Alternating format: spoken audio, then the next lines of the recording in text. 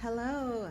I thought that continuing with some AI education would be fun, and so I'm going to give you a little tour of my ChatGPT and explain to you where things live in hopes that it'll make some terminology a little easier for you and you'll understand how to use it a little bit better. So I'm going to start with what I talked about last week, which was about personalizing your settings. And everything that you can do for you is underneath here. So you have your personalization, which we talked about. And under here, we talked about that you can ask it for custom instructions and what it should call you, what you do, and your memory. So for me, I want my memory on to reference saved memories. Make sure that that's on if you want it to reference in your everyday chats your saved memories. Your apps and connectors are more for paid levels. If you're using a paid $20 a month GPT, a lot of people ask me if I do. I do because you need a paid one to build. And I'll get into this another time, but I have the ability to connect a lot of things here to my ChatGPT.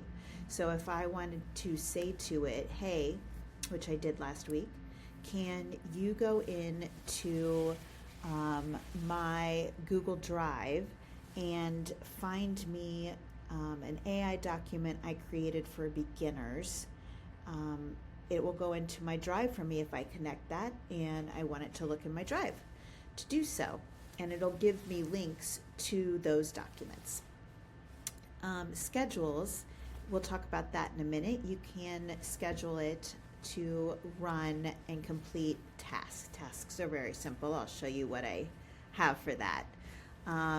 General things like your appearance. If you know me, you know I like pink, so my accent color is pink.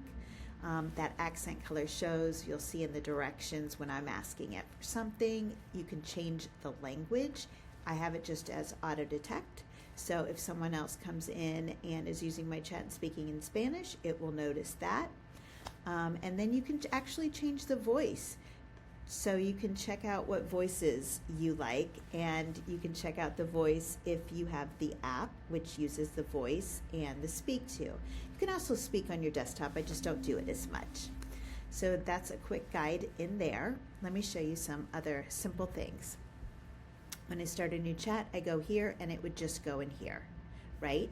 I often search my chats for things by name. It's really good at pulling these up for things I've done in the past.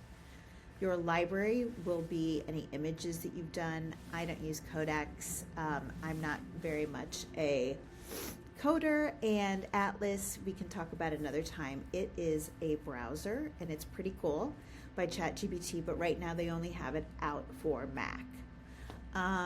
Your GPTs, as we're going through and we're talking about Ava, these are my GPTs mostly that I've created. So you can see Ava Liston, your listing strategist down there. Consultant is there.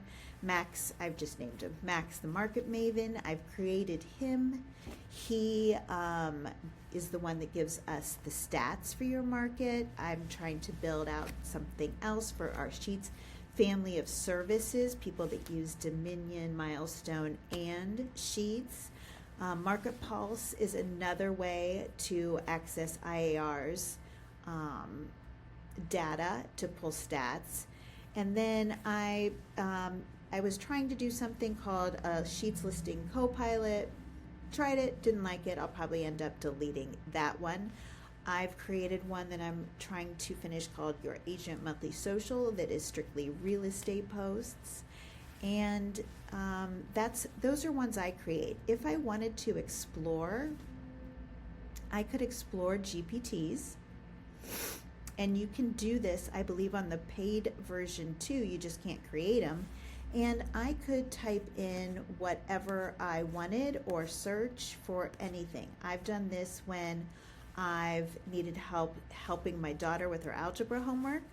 I've done this if I wanted to do real estate listings, Ava won't show up there because Ava's proprietary to us.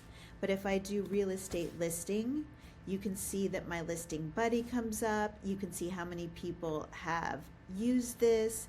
And you can see that there's a lot of different ones that you can try. Once you are out of GPTs, I'm going to get back and I'm going to go into projects. My projects, if you think about it, projects are like, go back. Projects are like file folders, if you will. But the nice thing about projects on this side is you can have a ton. As you can see, I have a lot of them.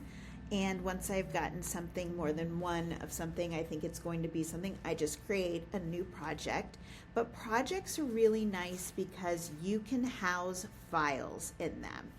And that's why I like projects, because in this project for 21 sheets, I have 8 files. So let's say that I have a logo file, because often it'll say, do you want me to create a branded PDF for you? Or it will say, it will reference, well, Jill, I know that you offer support. That's a value proposition of yours because I have a value proposition theme that I've loaded into my project. Now, if you don't want your projects to reference any memory or anything that you have, it also gives you that option, but only when you're setting up the project.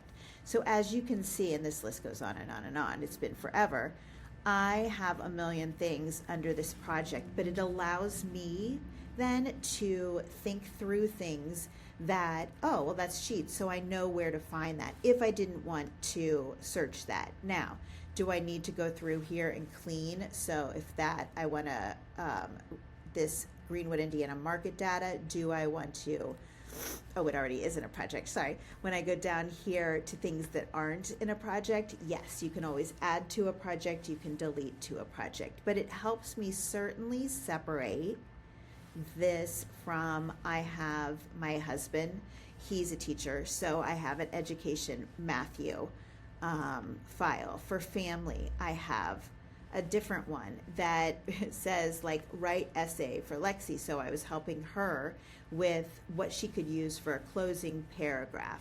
I have different things in here that help me on personal levels too. So you can see my personal Jill's probably about vacation, Florida cities with pools, handle suggestions, warm USA destinations. So that's where all of these things live. So the difference with a project is it's all of your different chat files that you're filing in a file folder under a project.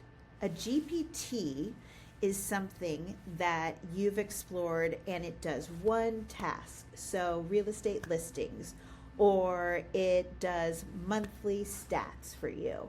A GPT is a little bot, a little agent, a mini GPT, and it only does one thing. Your overall ChatGPT can help with anything. It's general.